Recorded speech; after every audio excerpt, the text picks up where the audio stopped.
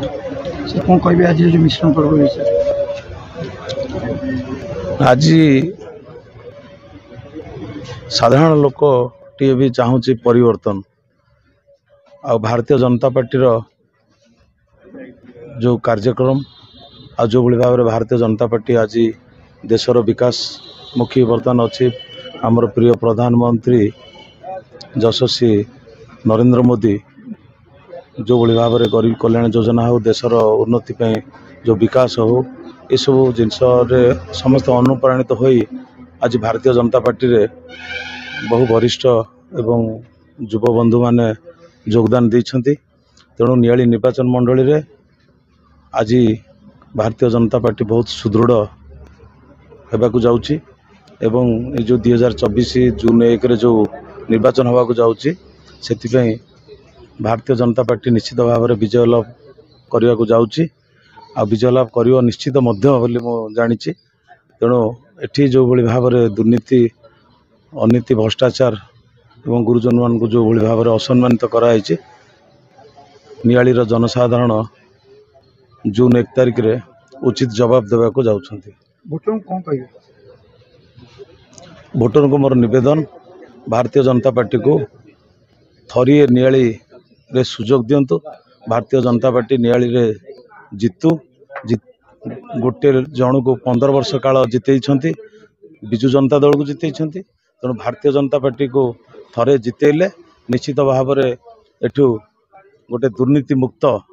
नियाली निर्वाचन मंडली परिणत हम कौन दुर्नीति भ्रष्टाचार अनीति रहिबो नाही एवं माँ भौणी गुरुजन एवं युवबंधु माने समस्ते सम्मान टिके पाइबे आउ नियाली निर्वाचन मंडली गोटे भाईचारार माहौल सृष्टि हम। मु तेणु भोटर मान को निवेदन करुच्ची आपण जरिया जे से माने दुईटी फूल चिन्ह दिंतु। गोटे है सांसद प्रार्थी आमर विभू भाई महोदय को एवं मु निजे प्रार्थी छवि मल्लिक मते भी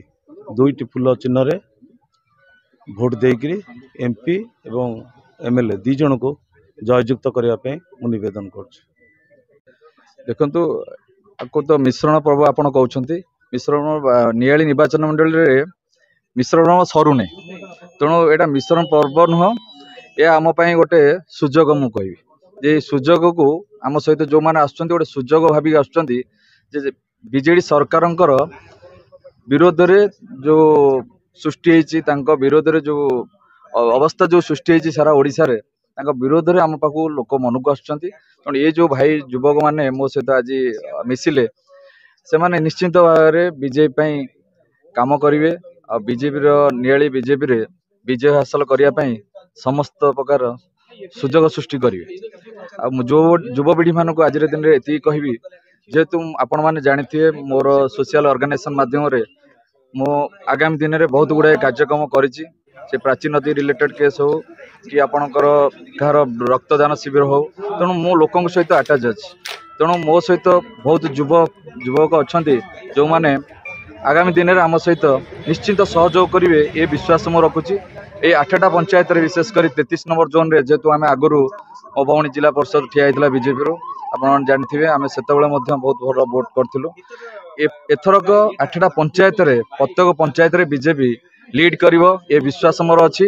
आम कार्यकर्ता मान कहूँ जिते परिश्रम एवं कर ये सुजोग आम पाखे जो अच्छी आम आपको छड़ाइबा नहीं सुजोग टाक आम आज जो 10 दिन आम समय रहा आम ठीक से व्यवहार करवा एकाठी होगी आम कम करवा निश्चित भाव नियाली रे